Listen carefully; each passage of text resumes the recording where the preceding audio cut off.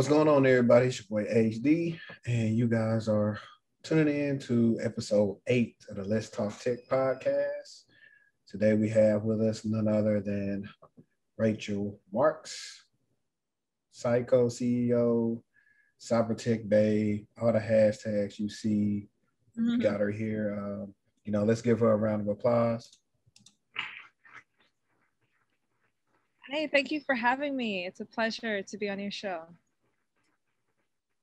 No, it's a pleasure having you. And guys, if you're tuned in right now, please make sure you hit that like button, hit the thumbs up, and share it so we can get all these gems we're about to drop for y'all. We can get that on YouTube. And if you're listening on the podcast, make sure you subscribe and share it to your closest friends that are interested in tech. But so let's get the ball rolling here. So let's go a little bit so the audience can pretty much get a feel for you. Can you give us a little insight on your background and how you became to be who you are now? Sure. So I used to be a personal trainer. So I really enjoy fitness and things like that. And when I actually moved to Japan, I was affiliated with the military.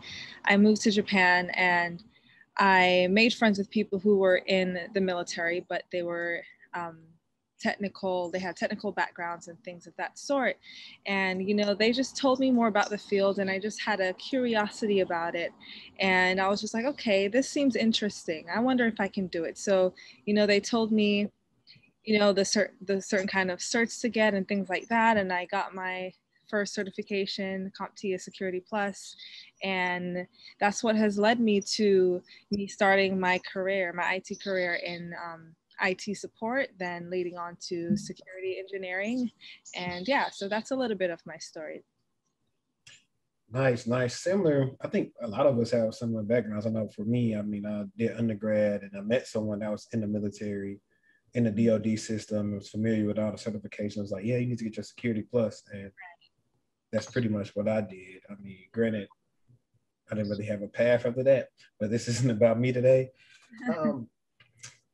I believe I saw it in your bio, and don't get me if I get this wrong, but I believe you're Nigerian. No, I'm Jamaican. Jamaican. See, my bad. I was looking at the flags. I love Nigerian food. So were you born in Jamaica? Yeah, born and raised in Jamaica. So, any siblings? Yeah, I have a brother and a sister. I'm the youngest. I bet you were the spoilest one too. Huh? So I bet you were also the one that was the most spoiled. I don't know. I think I was maybe the most independent, honestly. So, yeah. Anything else interesting, maybe from like your childhood or anything that you want to fill us in on? So on the side, I'm secretly a recording artist. Single coming out soon. Seriously? Yeah. Okay, cool. That you have to let me hear that. I call myself a retired drummer, so form a band, a cyber band. that would be nice. If I could make some clones of me, I could definitely get some other things done. When you were a child, what did you want to do? Or a child or kid, I guess, same thing. Growing up, I always thought that I would be a teacher. My mom's an educator, and I really love teaching. I love kids. I was also a preschool teacher in Japan, and that's how I kind of got affiliated with the military aspect of just like tech and things like that. But I thought it would be teaching, and I think I've actually trickled that into tech right now, as my company does cybersecurity awareness training, just educating users on how to better secure themselves online. So I think I'm kind of still doing that, but growing up, I just thought, oh, teacher, that's it. English, something in the arts. But yeah. Great. So that's interesting that you did bring up the teaching again, especially in Japan. Can you speak Japanese?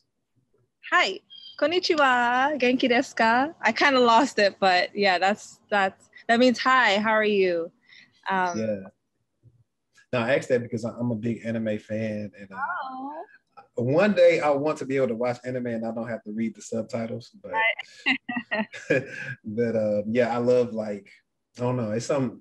I feel like it's one of the more interesting languages because just how it sounds. Like, I prefer to watch my anime in Japanese over English just because I just like how the actors sound. It seems like they take it a Yeah, little bit more serious. right. But that's cool.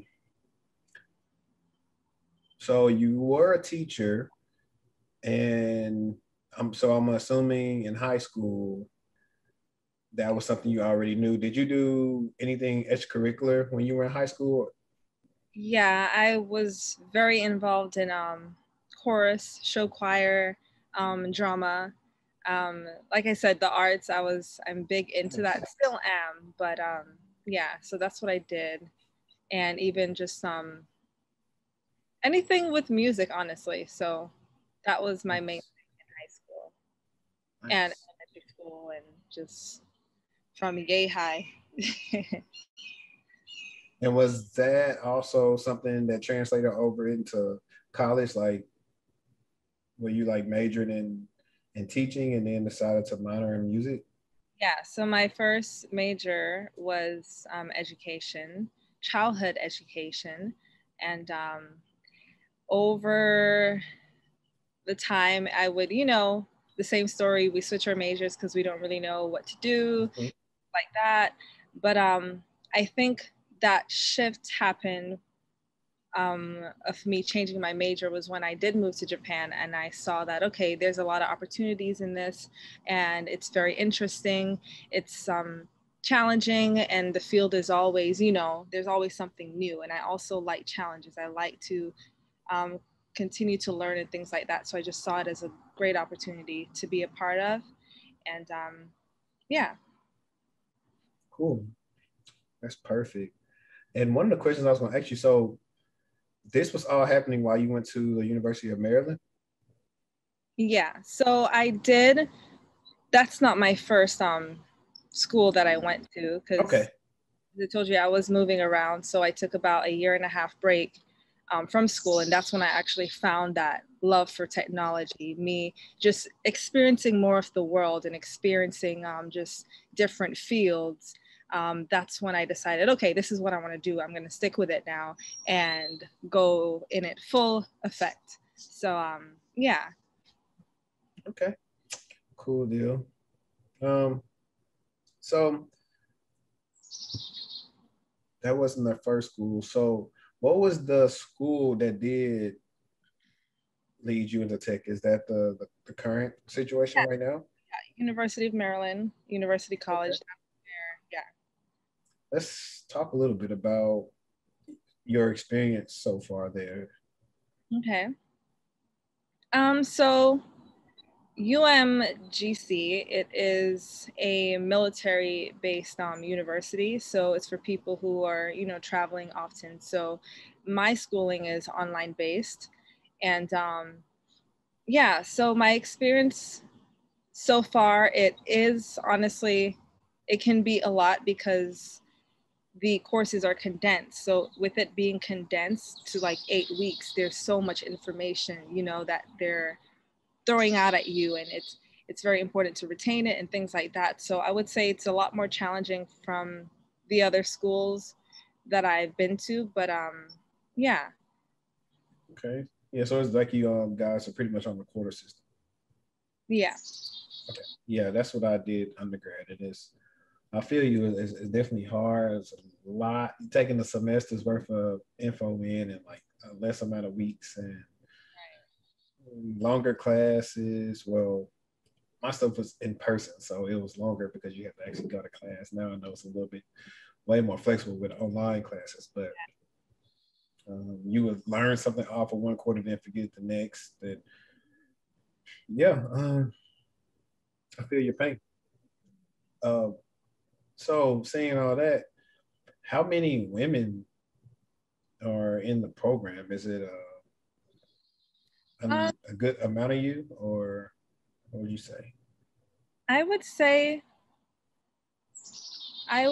that it's a good mix. I mean, from my interactions with like doing groups, um, group assignments and things like that, there was a equal amount of women um, in the courses that I took.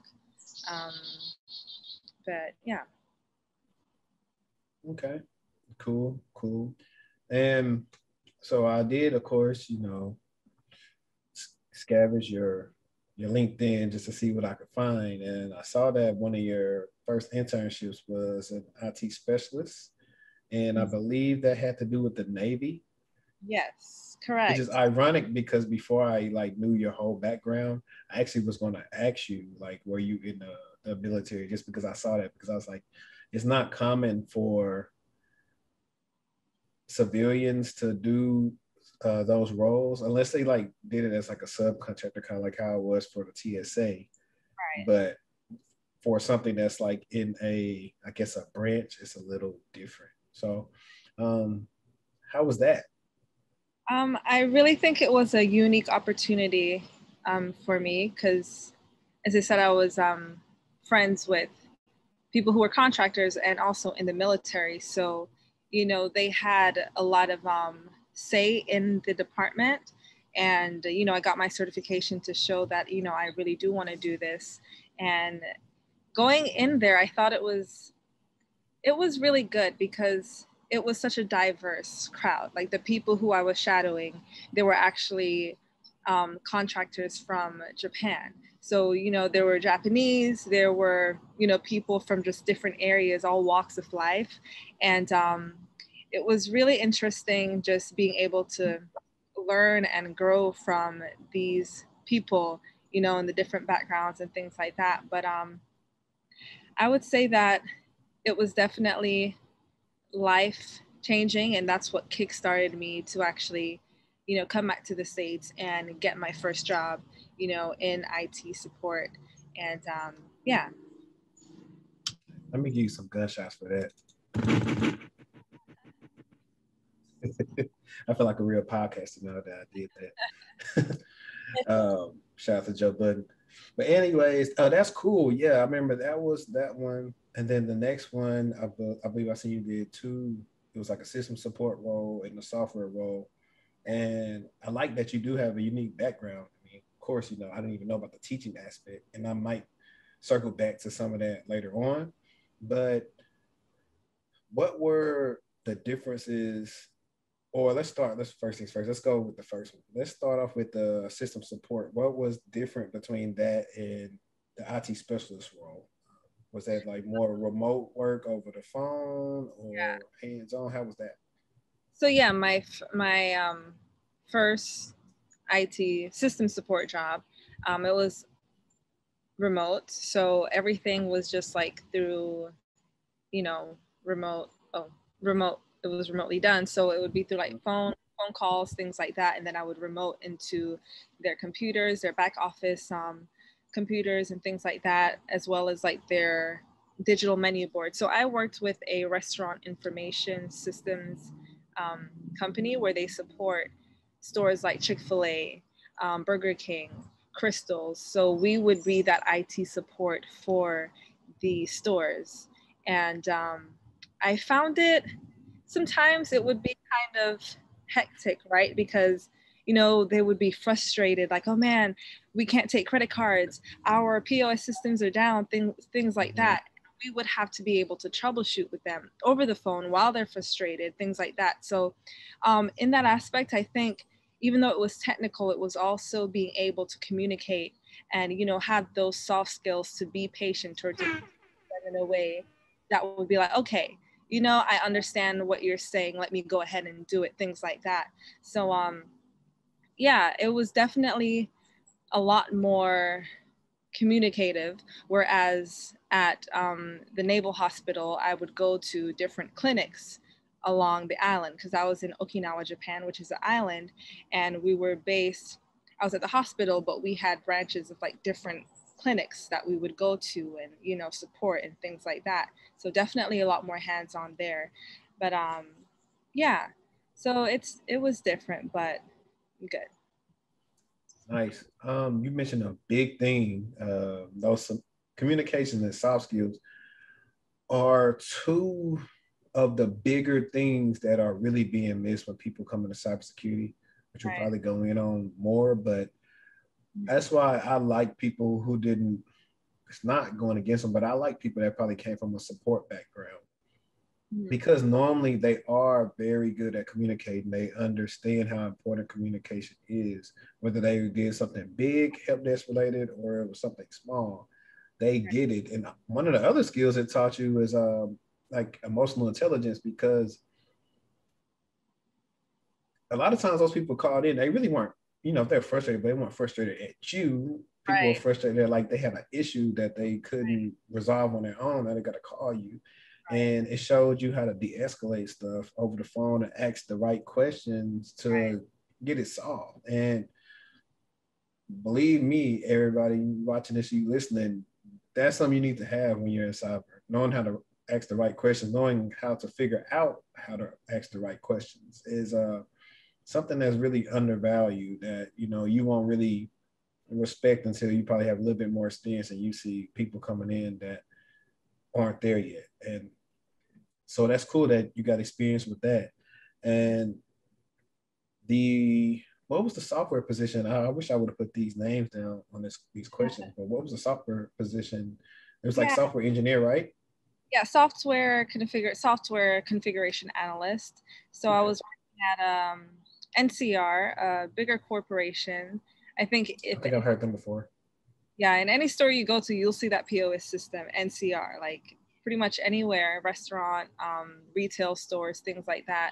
So again, I was working with the restaurant information system. So if a store was doing their grand opening, before they open, I would make sure all their devices are configured, make sure that it's running smoothly before they open up live. So they would give me all the, you know, the configuration settings or just information that needs to be inputted in these systems. And yeah, so that's what I did there. Okay. That's cool.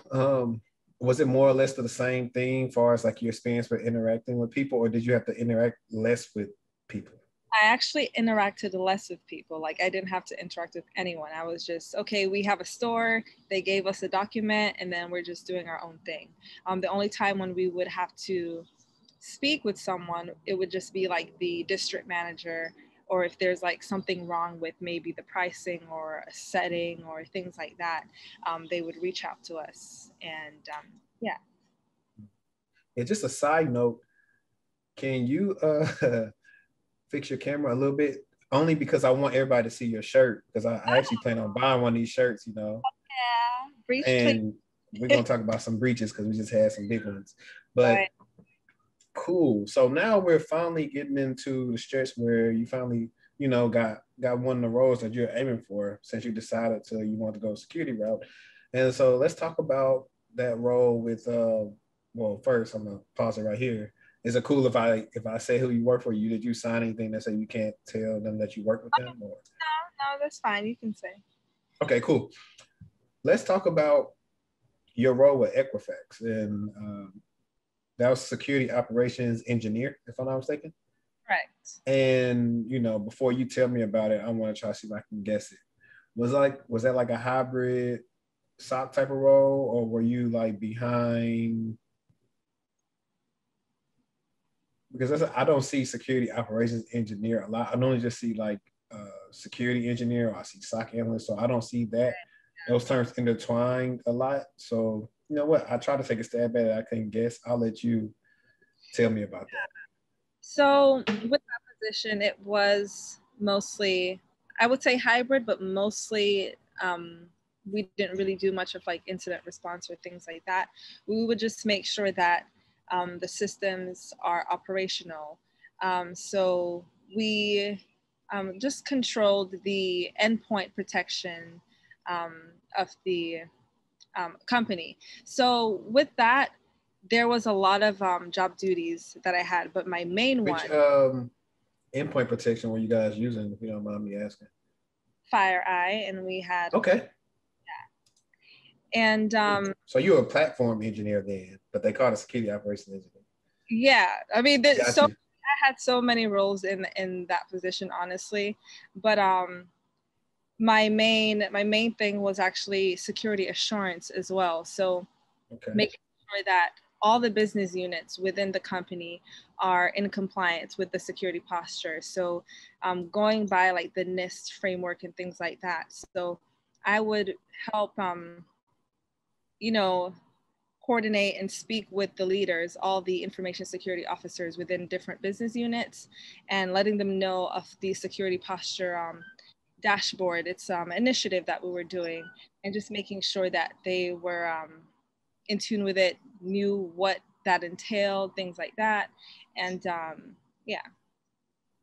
Nice. So I'll say, let me see, the first thing I wanted to get to is, that's pretty cool. So technically a realm of your job was not only maintaining platforms, but also, could I say, vulnerability management? Yeah. Okay. And vulnerability management, compliance, you name it.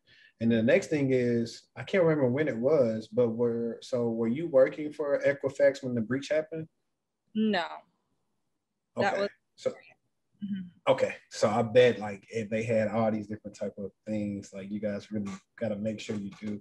I actually need to research that some more. I'm doing currently writing a blog about like working in the socket, how people slight it, but it's actually like one of the, I'll not say more important because everything is just as important as the other, but it's one of the things to where if you don't have a good one, it could be the difference between you paying, $5 to $10 million to paying no money. So that'll be coming out maybe Monday. So I've been researching some breaches, just saying like, hey, they had a good SOC, they're going to pay it. And I recently brought up the two was the coastline breach, with the hackers had to pay the ransomware attackers had them pay I think like $5 million, which was I think like 75 Bitcoins. And then I brought up like the breach from Target in 2013. I used to work at Target, so I remember firsthand how people were coming in the store scared to swipe their cards because that breach happened. And that's what I don't think people think of, the implications, because you also run into people who don't take these jobs seriously enough because they just like, it's whatever, not understanding like, if you don't do your job right, it's a possibility I was getting fired. Yeah. And I don't like people like that. I don't like people like that on my team. I like to have fun, but do your job right, and we can have as much fun as possible. But enough about that. Plays into a bigger part of the company, right? It's just like, oh, it's just an everyday job, but in actuality, no, it's a big part of just how the company will be run and things like that. Like sometimes we just don't know the importance of our job. So Yeah, it's important. It's very impactful. So we just have to be cautious of that. And then with that, us knowing that we have this kind of bigger responsibility, saying, man, I have this impact. I want to make sure that I'm continuing, being able to continue that like security of the company that I'm working for. So it's very, vital. definitely. And is it's always the small things. It's always the small things that come back and bite you in the butt. And it's crazy. I mean, I can't say too much, but I'm currently, this is like, well, I can't say it on, it's my podcast. I don't care. But literally, I'm not breaching anything because I'm not saying what happened. But currently right now at work, it's already happened. So, I mean, I think they passed it up. But now the investigation part, like you have the incident response, and we have a client, so we're doing our own investigation, and I'm a tier 2 lead, and so I had to investigate things that my analysts missed. Really, I didn't have to investigate them because when I first saw everything, I knew exactly what happened. They didn't do their job. It really come down to like that, but I hate that you have to literally go in and do this. Like I literally have to probably do a whole bunch of notes for one alert that somebody could have did that they missed, Because I always preach to my guys. I've been on this with them for like 3 years, and I've been telling the importance of documentation and great notes.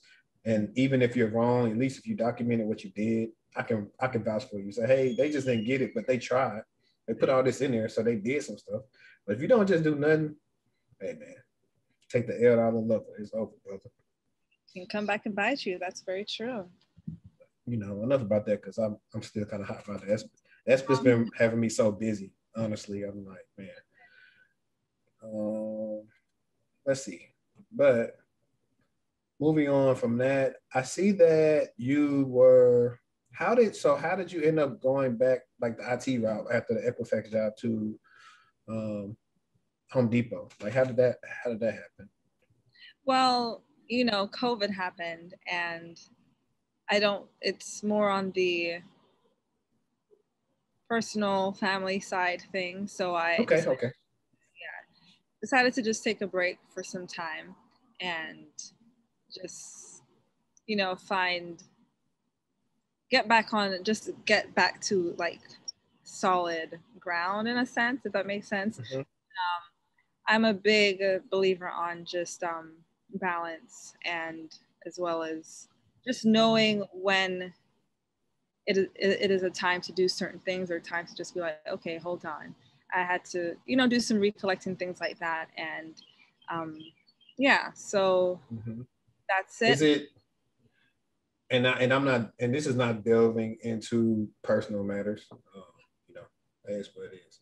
But did some of this have to do with that company as a whole? Not Home Depot, but Equifax. They have some stuff that kind of didn't sit right with you, where you're like, you know what, that's what I'm going to do. That was kind of like one of the decisions. There's some decisions I made based on just working there. So yeah.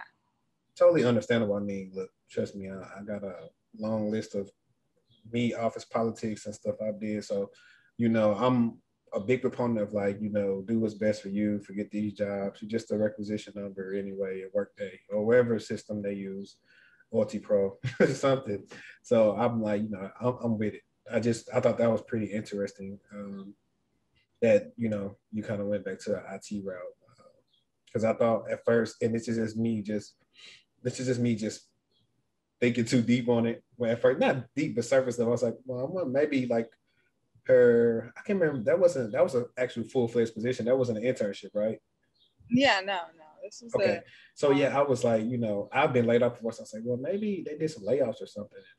She just wanted to try to do a new route and try something else. So that's what one of my first initial things was, only because of it was a stark difference from security route going back into IT coordinator, which really in general, being an IT coordinator has a lot of security components in it anyways. It's really just a title, but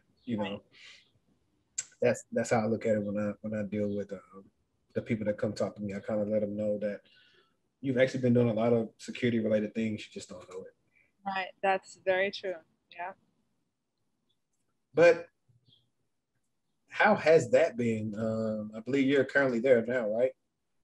Yeah, I am there. And honestly, I love it. I love the culture. I love what I'm doing because, again, I like challenges. And I think what I'm doing now is completely new, different from what I've done in the past. So I think it's only helping me grow and develop just even that security mindfulness, right? Being in a distribution center, supply chain management area or position, I see, as they say supply chain is one of the weakest links in a company. And seeing just how things are done in that environment, it kind of opened my eyes. And so it's very interesting. A lot more technical than some of my other positions. And I also think it's just a way to grow and see how it is from that point of view. And then when I transfer into my next position with the Home Depot, I'll be able to see the different perspectives and be able to use that to further, secure the company. Yeah, and this is random because when you said Home Depot, I just thought about it. I had last year one of my clients family from YouTube. I need to reach back out to him, but he was I think he's trying to transition into like the cloud, and he's been doing I think asset protection at Home Depot, and he has a solution architect. So I was like, I wonder if I could probably connect y'all. Maybe you could, I don't know, help him out or something like that. So I'm actually about that later on, and maybe hopefully he'll see my email. Maybe I could help him out if he's still doing that. He's a guy, and I only had one consultation with him, but I just loved what he said when he was, I don't know if you're on Twitter or not, but the biggest thing is about like getting 6 figs and tech and stuff like that. He said something to me that I loved, and I was like, I will hire somebody like this in the interview. And he said, hey, if I gotta take, a pay cut to set me up later, okay, so be it. I just want this. I know what I want to do. And I was impressed with that. Because a lot of people aren't trying to do that, not understanding, like, just put your work in, and your possibilities will come, limitless once you just put your work in. That's what I try to tell everybody. Mm-hmm. Yeah, I definitely feel you on that. Because me coming from my last position, I'm like, man, it is somewhat of a pay cut, but I'm just like, no, but I'm growing, I'm learning, and this is not forever. I know where I'm going, so I don't need to be really worried about, that of that aspect. So, I mean, it is what it is. Keep on moving. Go. Hey, that's facts though. And so, you guys remember, if you're still with me, make sure you hit that subscribe button. Anyway, I mentioned that she is the CEO of CyCo. And so now the floor is yours, Ms. CEO. So you kind of tell us what inspired you to do CyCo. What are some of the things maybe CyCo is working on, services you guys offer, and we'll just flow from there. Sure. So CyCo, our mission is to enhance security mindfulness. And our main focus is to spread that awareness in a engaging way to general users.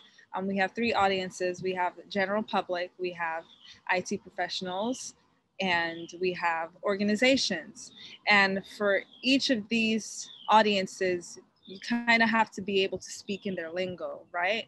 So they can kind of get it and see the importance of just security.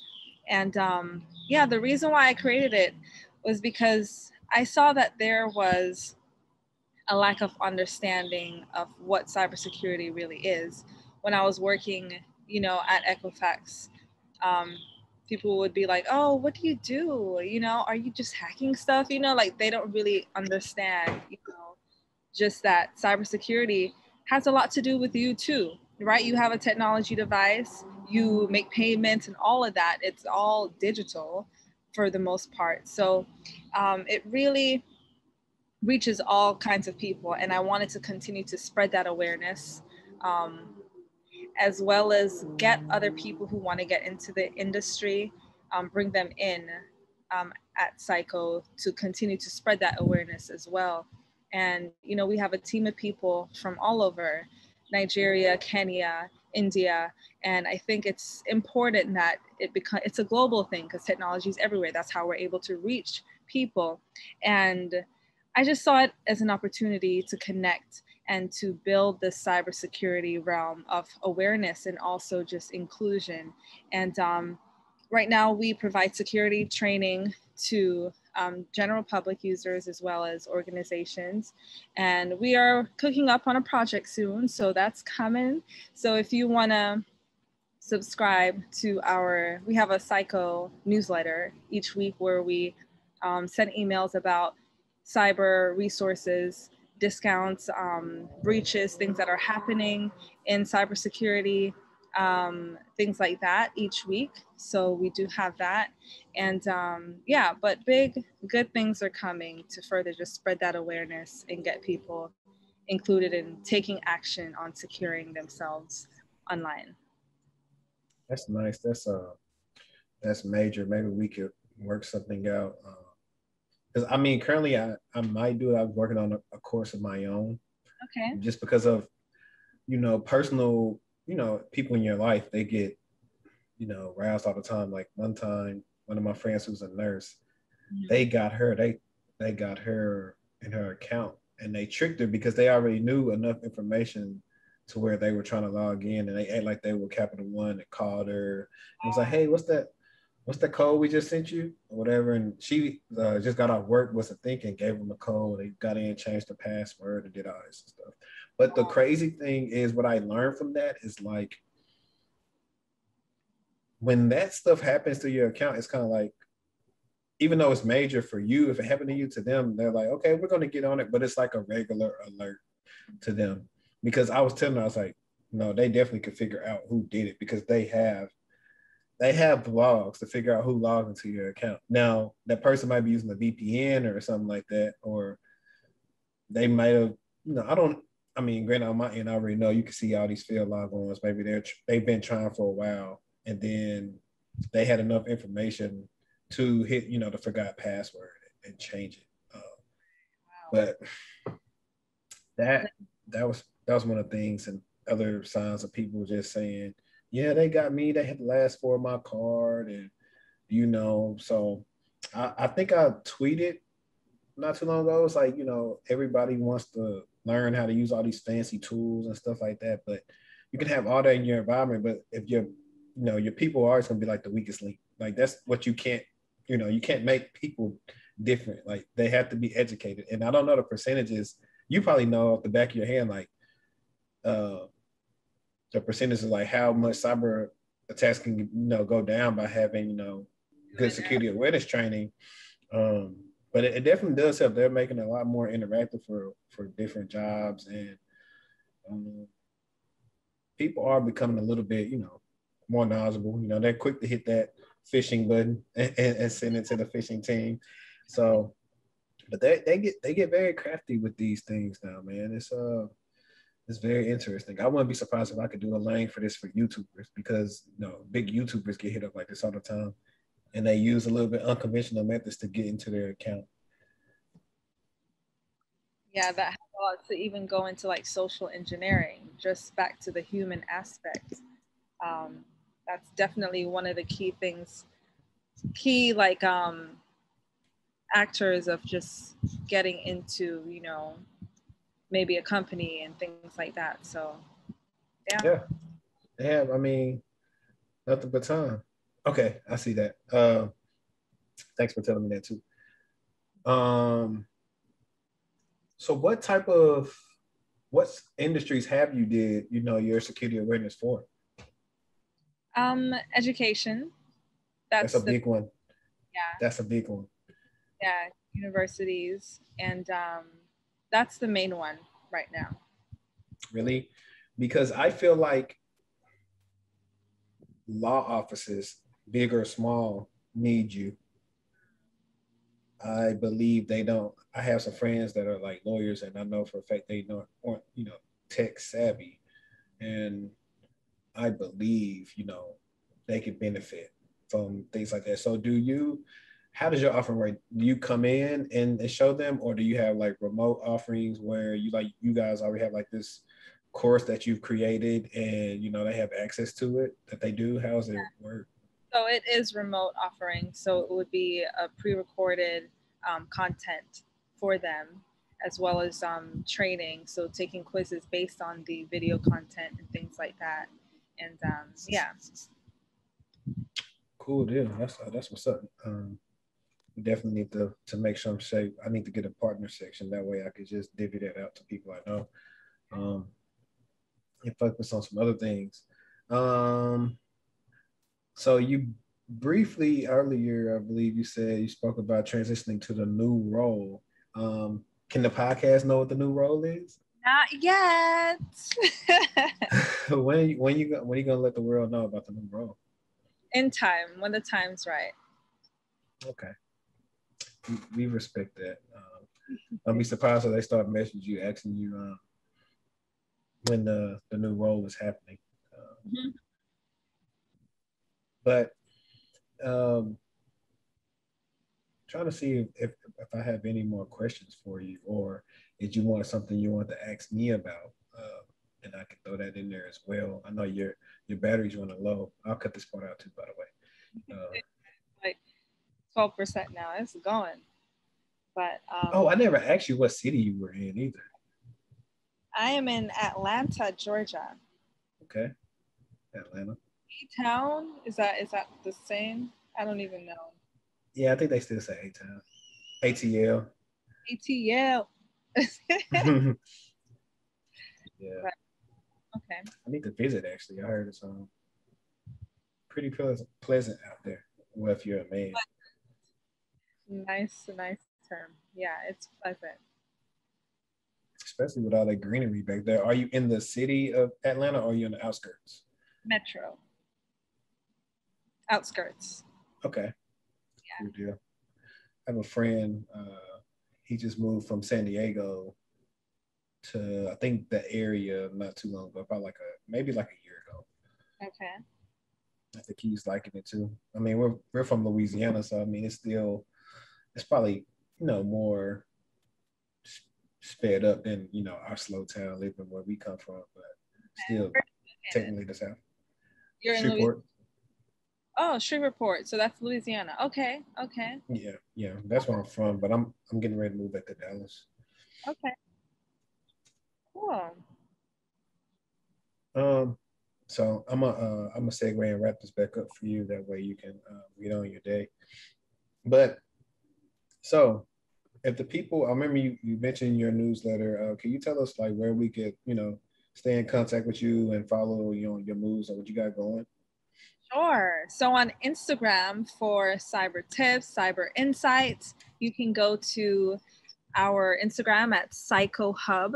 CyCo is spelled CYCO Hub, HUB, CyCo Hub.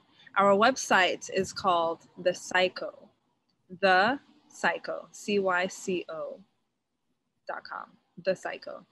And my personal page, LinkedIn, I'm pretty active on LinkedIn, so Rachael Marks. And yeah, subscribe, follow, hit the like button, anything. Let's just get connected. Cool. Yeah. So guys, I'm gonna make sure I put that in the description for you all, and maybe I can flash it across the screen. But that's been it for episode 8. Appreciate everybody that tuned in. If you liked it, let us know what you thought about it in the comments. If you have some questions for either one of us, put in the comments. I'll get them to her so she can answer them, or vice versa, or you name it. And if you know of a company that needs some security awareness training, you know who to go to now. So girl up. And also, before I go, I don't know if you guys been paying attention, but she has the Breach Please shirts on. I believe those are on sale on your website because I went on there. Yes. I plan to get one. Matter of fact, what I might do is when I reach 1,500 subscribers, I might get some of those shirts and do a giveaway. If somebody wants a Breach Please shirt. So that's what I think I might do. But I appreciate you guys for tuning in. And like I always say, let's get textual. We out. Let's get it. Thank you for having me.